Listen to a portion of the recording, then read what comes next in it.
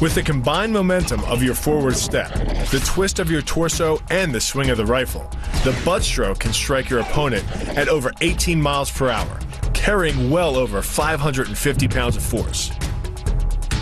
That's enough to drive a 16-penny nail through nearly 2 inches of pressure-treated wood.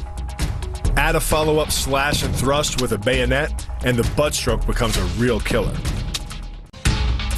But the real damage from the knee bar doesn't come from gravity. It comes from leverage. Once the knee is locked, your hips act like a fulcrum, and his leg acts like a lever, multiplying any force you apply. So even though the ligaments and tendons around the knee can sustain 1,700 newtons of force, the knee bar can load a lot more than that, enough to completely destroy the joint. To do that, the Marine pushes his opponent at a location above the center of mass, while using his sweeping leg to create a tripping point, which is below his opponent's center of mass. Once the loss of stability has occurred, gravity does the work, and the damage.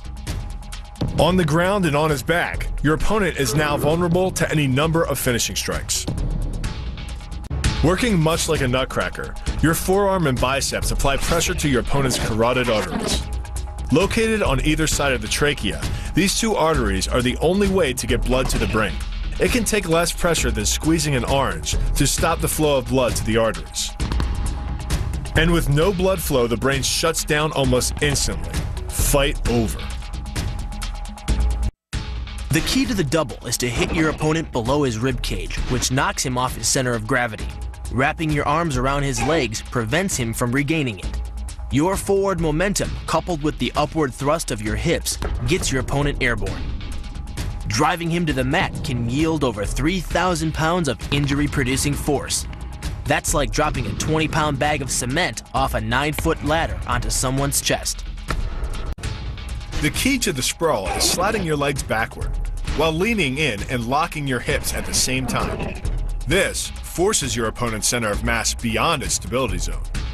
Coupled with the downward thrust of your forearms, he's now supporting your entire upper body with the back of his neck and head, which leaves him face down on the mat, vulnerable to any number of attacks. The power of this move comes from the spin. Like the wrecking ball at the end of a demolition crane, the power is generated by the rotation of the body. In conjunction with the snap of the knee, the foot achieves a velocity of nearly 30 miles per hour.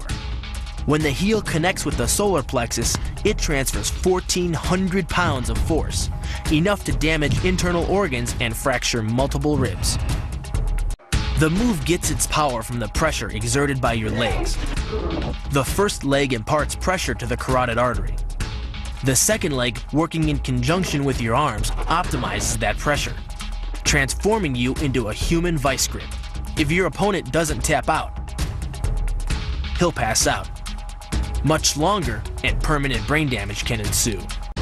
The armbar is a combination of two levers. While your legs push up on your opponent's neck, your arms apply downward pressure to his trapped wrist. The opposing forces turn the elbow into an ad hoc fulcrum point. The armbar can result in a complete destruction of the elbow's articulating structures.